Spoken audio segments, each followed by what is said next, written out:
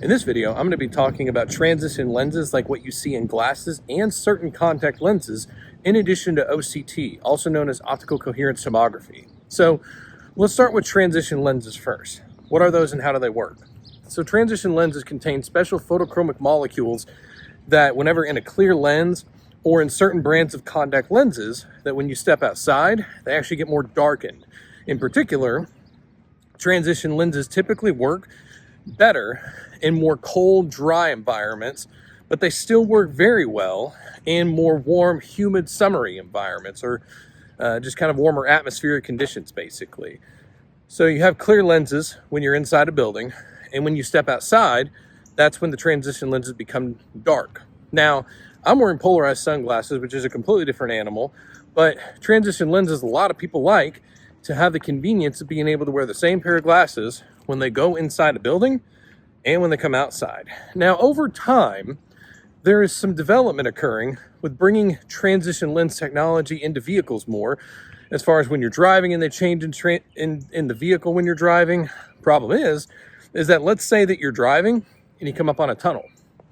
You're not gonna be able to see in the tunnel that well, like in a mountain or under a body of water or something like that, where you can have an accident and cause death, injury, everything else to people around you if you can't see where you're going.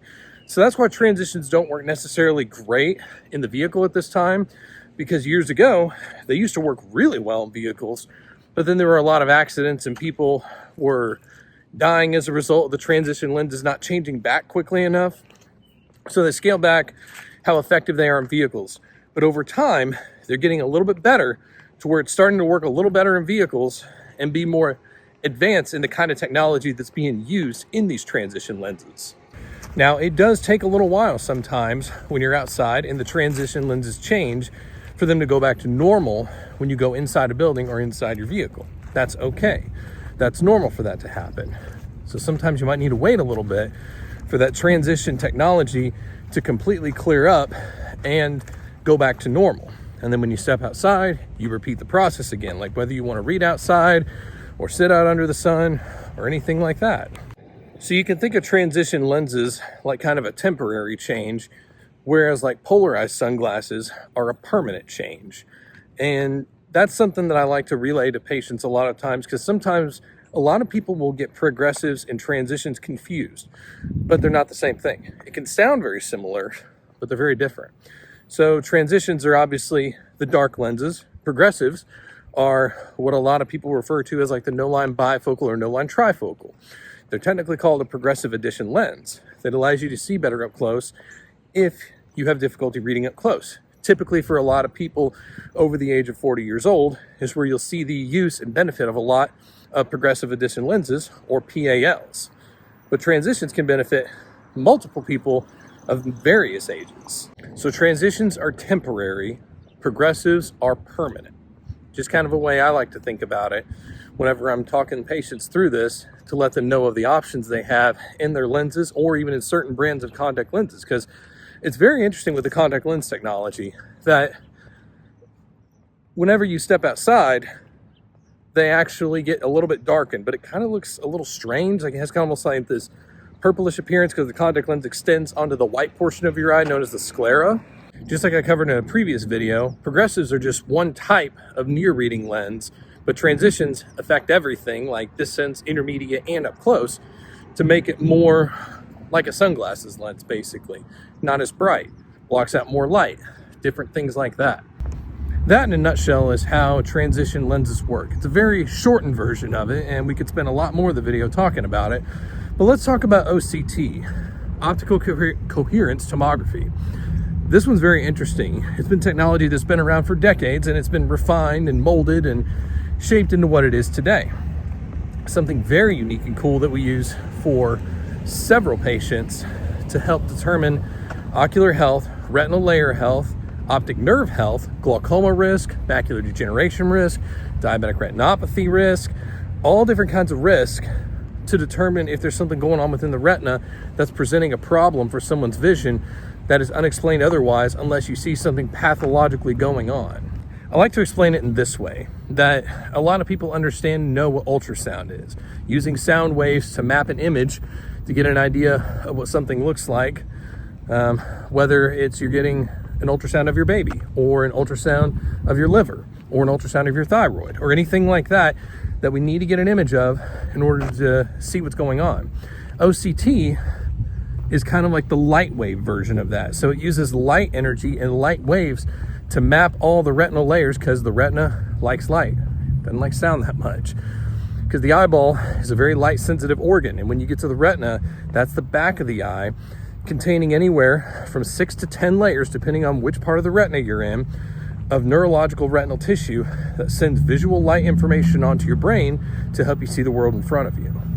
OCT devices will map the retina and look at all 6 to 10 layers of retina, again, depending on which layer of retina you're at. Like the macula, there's less retinal layers in, but go further out, you get all 10 layers basically, because the macula is kind of the bullseye central part of the retina that allows you to see the highest, finest detail possible. It's what you use when you're looking far away when you're driving, if you're reading up close, if you're looking at someone's face, things of that nature. And when OCT is performed, what happens is it can be almost like a red line when you're looking into the machine, or it can look like a flash of light, or different things if it's in combination with a fundus photo, which is a picture of the back of your eye, of the retina. You get to look at blood vessels. You get to look at every single retinal layer. You get to look and see if there's any thinning, any breakdown. Interestingly enough, OCT has been recently utilized and studied, and we're going to have implication for this one day, but OCT may be actually a new risk factor evaluator to determine, when looking at the health of your retina and your optic nerve, if you're going to develop a neurological degenerative condition like Alzheimer's, because your eye is directly connected to your brain. And the way that the retina and the optic nerve will break down in certain neurological conditions like that, we may be able to actually diagnose this, see it early on. We can't at this time, there's no plans for it right now, but that may be a possibility one day. Wouldn't that be insane to think about?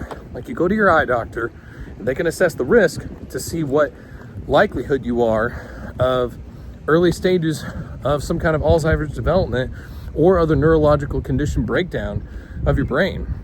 Because we'll see the changes happening in the optic nerve just as we would see them happening in the brain, except we have visible access to the optic nerve and the retina, because the retina and the optic nerve are the only places in the body where you can view blood vessels in their natural setting without colored dyes, different types of imaging, but you can actually see them in live time for what they're looking like. You can see them for the environment that they dwell in. You can see them for the conditions that they embody, which is why we screen a lot of times for blood pressure problems, diabetes problems, all different kinds of issues that the blood vessels can give us an early indication of the condition of what's happening inside the retina, and that's being displayed throughout the entire body. And OCT will allow us to image and see every single layer of retina if there's something going on, if there's a detachment, a hole, a tear, something like that, to get a better idea of what's causing someone vision loss and vision problems. It's an amazing piece of technology that's really changed the scope in the game of how we monitor conditions like glaucoma and macular degeneration and at least 270 other known conditions. That's right, 270 that we're monitoring for in patients on a daily, comprehensive, routine basis. Even back when I was in school, a lot of devices and technology that were used for OCT and fundus photo photography were two separate instruments or multiple split out instruments, where a lot of times there are devices made now that will be able to combine the imaging all in one image capture swoop. So you can do an OCT and a fundus photo at the exact same time without having to move to a different instrument, which is quite a leap of advancement in technology. And there's even a new form of OCT coming on the horizon, which is already FDA approved in the United States now at the time of the making of this video, which is called OCTA, OCT angiography, or optical coherence tomography angiography. So angiography, what we understand and know about it is that we are mapping and visually seeing the blood vessels in real-time data imaging.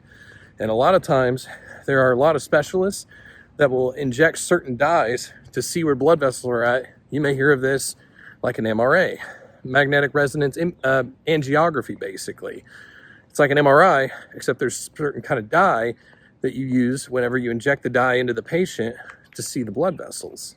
OCTA is pretty amazing because it actually images not only the retinal layers, but you can see every single little micro blood vessel, large blood vessel, every other kind of blood vessel in between to see what's going on the blood vascular level. Even earlier detection of diabetes is what this means. Even earlier detection of macular degeneration and glaucoma and things of that nature, to really analyze the blood vasculature health of the entire retina, which can give you an indication of what's happening throughout the entire body.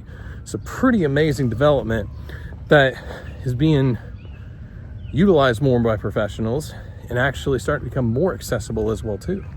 So does OCTA require any injectable dyes or any agents to see what's happening in the blood vessels? No, it does not. It does imaging to see where the blood vessels are at in a much more sophisticated and advanced way than what we've seen before, to have better insight of what could be causing someone a lot of vision issues. So pretty amazing when you start to hear about the uses of OCTA, especially in a lot of patients that whether you send them off, whether they get sent off for some kind of surgery or whether you receive them in from someone else, to actually have that piece of data and information at your disposal is really quite an amazing advancement. And here are our friends, the geese, over here having some lunch, probably looking for some worms, and there's another group right over there. But this group right here is just kind of hanging out, saying hey, just kind of seeing what worms are nearby. And this group over here is actually wanting to look for worms as well too. Not sure if it's the same family, but something kind of cool you see on walks that you never really get to see much of, that whenever it does present, that you like to make the most of it and capture the opportunity at hand, but also watch where you step. Now, at the time of the making of this video, when it comes to transitions and OCT, you're probably going to have a lot more access to transition lenses, like you can have ordered in glasses and contact lenses, than you would be able to have an OCTA done. Usually an OCTA will be done not usually by your primary eye care provider like an optometrist. Some offices might have that, but mostly they're going to be by the specialists, like the retina specialists in particular, to monitor more retina-based conditions. But it's going to be more widely accessible as time goes on with utilizing more OCTA in more primary eye care providers' offices, like your optometrists, like your more general ophthalmologists, things of that nature. Me personally, I kind of go back and forth of doing transition lenses and updating sunglasses lenses. So for example, I love polarized sunglasses because it allows me to see through and cut through water reflections, like when I'm driving on the road, or let's say I'm out fishing and I want to see down beneath the water just a little bit. It will cut down on reflection glares coming off from the surface of the water, that I can actually see down a little bit more and might be able to even see some fish moving around depending on the clarity of the water and what kind of day it is. And then with transitions, I'll have them in my dress glasses sometimes that will change and transition from when I go inside to step outside and back and forth in between those to keep the sun out of my eyes, because I am very light sensitive. I have dry eye, and there's a lot of things that me and my colleagues are working through to better manage the dry eye stuff, but it really helps whenever you can decrease light sensitivity with advanced technology like polarized lenses, like transition lenses, and even having my eyes screened and examined regularly with OCT and imaging and different things like that to make sure that there's nothing going on with my eyes as well too. Because a lot of this stuff, the key is early detection. Early detection will allow us to see things happening much before they become manifested. And if there's things and lifestyle changes we need to make, healthier choices we need to make to better improve our retinal health. That's one reason why I'm out here walking right now, is because I want to improve my health. We all want to get healthier, or we should want to get healthier to live better lives, but especially as providers, like me as an optometrist, since I'm telling patients to do better and take better care of their eye health and everything else in between, I want to be an example of that too. I'm just like the rest of y'all, that whenever it comes to my eye health, I want it checked out, I want it evaluated, and I want to make sure that I'm doing everything I can to take better care of my eyes and my body. One last note on transition lenses is that since usually transition lenses will be put into prescription lenses, they will actually help decrease cataract progression and development, because most prescription glasses or sunglasses lenses are UVA, UVB rated to protect against sunlight that accelerates cataract development. Do you happen to remember which one it was from previous videos of which spectrum of UV light advances cataract progression? It's either UVA, UVB, or UVC. Which one do you think it is? Type in the comments below at the time of this video stamp right now, see what you come up with, and let's have a discussion about it. But it is UVB, in case you stuck around just for the next few moments while I paused, for what causes cataract development. Now, yes, multiple levels of sunlight will cause cataract development. Primarily, the highest risk associated with it is UVB. If you like this video, give it a thumbs up, subscribe to the channel, and tap the bell for notifications to learn more about your eyes.